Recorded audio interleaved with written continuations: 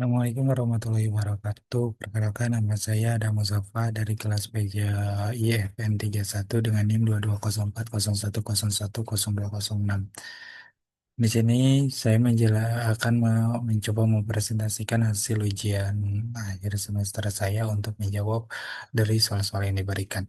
Dan nomor satu, mahasiswa diminta untuk menjelaskan secara detail apa yang dimaksud dengan file transfer protokol dan proses yang terjadi di dalamnya.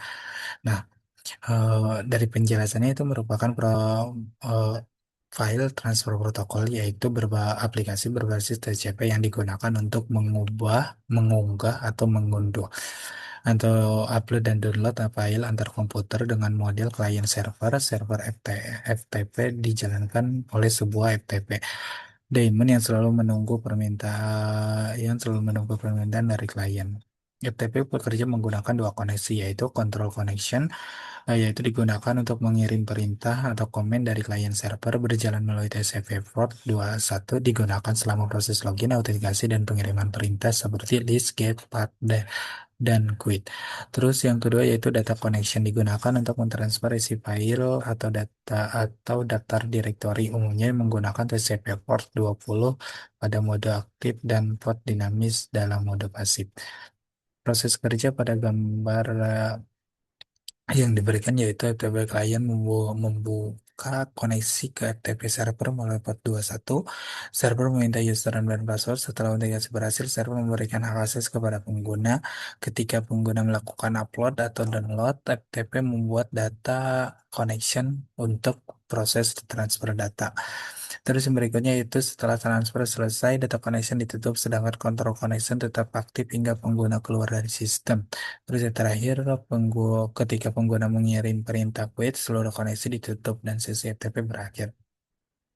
FTP menggunakan dua jenis akses, yaitu Anonymous FTP. Pengguna dapat masuk menggunakan akun Anonymous atau FTP tanpa memiliki akun khusus. Nah, terus yang kedua yaitu Authenticated FTP. Pengguna harus memiliki username dan password sehingga akses terhadap file dan direktori ditentukan oleh masing-masing pengguna.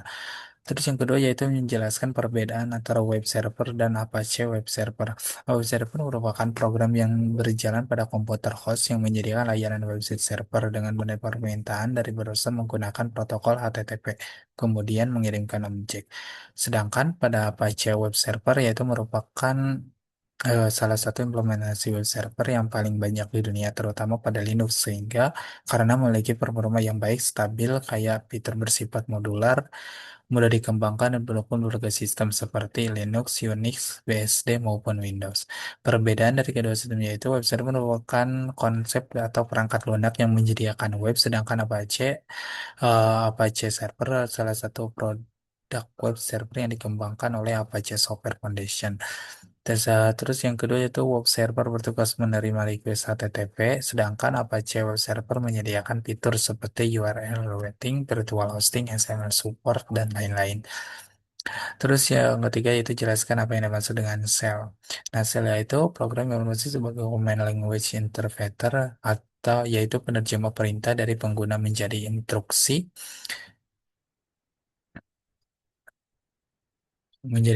yang dapat diproses oleh kernel sistem operasi. Shell menerima perintah yang dimasukkan pengguna melalui payload, kemudian meneruskan kepada kernel agar dapat menjalankan program. Berikut beberapa jenis shell base, born again shell, yaitu shell bawaan pada sebagian besar distribusi Linux dan dikembangkan oleh Brian Fox serta Chad Ramley. Yaitu yang kedua C-Shell atau Cache dikembangkan oleh Bill Joy dengan sintaks yang menyerupai bahasa pemrograman C. Terus yang ketiga Cron Shell atau KSA dikembangkan oleh David Cron dan memiliki kemampuan sebagai bahasa pemrograman shell. Terus yang keempat ECSA. Nah, yang berikutnya file system, yaitu beberapa file system itu dapat digunakan untuk eh, bisa dilihat dari server. Nomor satu yaitu garis miring etc garis miring password yaitu menyimpan informasi dasar pengguna mulai itu username, user ID atau UID, group ID atau GID, home directory dan default cell. File ini dapat dibaca oleh semua pengguna tetapi hanya administrator atau root yang memiliki hak untuk mengubahnya. Yang kedua yaitu garis miring etc garis miring sudo menyimpan password pengguna yang telah dienkripsi beserta informasi mengenai masa berlaku password. Yang ketiga yaitu garis miring etc garis miring grup menyimpan informasi mengenai grup pengguna pada sistem Linux. Setiap pengguna memiliki minimal satu grup utama primary group dan dapat tergabung dalam beberapa grup. Terus yang keempat, environment, variabel untuk menyimpan parameter lingkungan sistem seperti home, pet, cell, log name. Variabel ini membantu sistem menentukan direktori kerja pengguna, lokasi pencarian program, sel yang digunakan, serta identitas pengguna yang sedang login.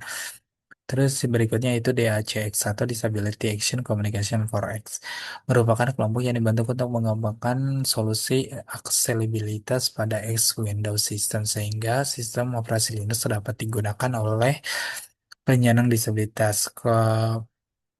Fokus utama di ICX yaitu mengembangkan mekanisme screen reader untuk aplikasi X Window, mengembangkan screen magnification bagi pengguna dengan dengan gangguan penglihatan, terus menambahkan fitur aksesibilitas bagi pengguna yang memiliki keterbatasan dalam menggunakan keyboard maupun mouse.